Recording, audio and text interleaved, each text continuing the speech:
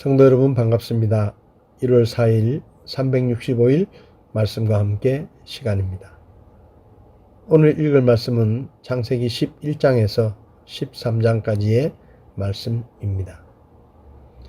창세기 11장에서는 바벨탑 사건과 셈과 데라의 족보가 기록됩니다. 홍수 후에 인간이 다시 번성하게 되었을 때 인간은 하나님 앞에서 또다시 교만을 드러냅니다. 노아 홍수를 겪은 인간들은 높은 성을 쌓고 그곳의 중심으로 단결하여 하나님의 심판을 면하고자 합니다. 이를 보신 하나님께서는 인간의 악함을 보시고 그들의 언어를 혼잡하게 하셔서 더 이상 성을 쌓지 못하도록 하십니다. 서로 다른 언어로 인해 인간들은 더 이상 같이 있지 못하고 곳곳으로 갈라지게 됩니다. 한편으로 셈의 계보가 기록되는데 셈의 계보는 언약의 조상인 아브라함을 강조하기 위함입니다.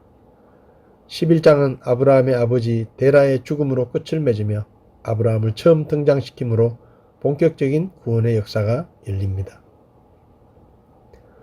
창세기 12장은 하나님께서 아브라함을 부르시고 자손과 기업, 복의 근원이 될 것이라는 약속을 주시자 그 부르심에 순종하여 일생 동안 하나님의 뜻을 따라 사는 아브라함의 삶의 첫걸음이 기록되어 있습니다.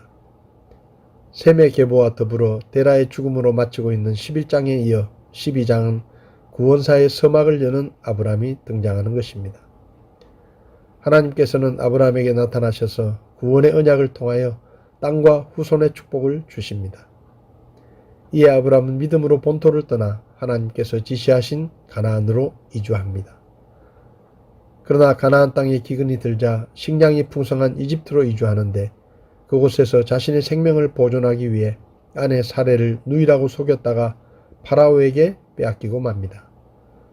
그러나 하나님의 도우심으로 위기에서 벗어나 오히려 물질의 축복을 받게 됩니다. 창세기 13장에서 아브라함은 이집트에서 우여곡절 끝에 하나님의 도우심으로 무사히 가나안 땅으로 돌아왔지만 또 다른 시험이 기다리고 있었습니다. 이는 아브라함과 롯의 목자들 간의 분쟁이었습니다. 이 분쟁을 통해 아브라함과 롯의 선택을 통해 하나님을 신뢰하는 선택과 육신의 안목을 따르는 선택의 모습을 보여줍니다. 아브라함이 이집트에서 나와 다시 가나안으로 들어가 베델에 정착합니다. 그러나 시간이 지나 점점 소유가 늘어나자 아브라함과 조카 롯이 한 곳에서 동거할 수 없게 됩니다. 그러자 아브라함은 조카 롯에게 선택의 우선권을 주고 있을 곳을 정하게 하고 롯은 물이 풍부하고 토양이 기름진 소돔과 고모라를 선택합니다. 롯이 떠난 후 하나님께서는 아브라함에게 나타나셔서 가나안 땅과 후손에 대한 축복을 주십니다. 오늘 말씀 중에 저에게 와닿은 말씀은 창세기 12장 4절의 말씀입니다. 이처럼 아브라함이 주께서 자기에게 말씀하신 대로 떠나갔고 롯도 그와 함께 갔으며 아브라함이 하란을 떠날 때에 75세였더라. 75세의 나이에 아브라함은 하나님의 말씀을 듣습니다. 고향을 떠나 내가 지시하는 땅으로 가라. 알 수 없는 땅이고 미지의 길이었지만 아브라함은 하나님의 말씀에 순종해서 떠났고 가나안 땅으로 갔습니다.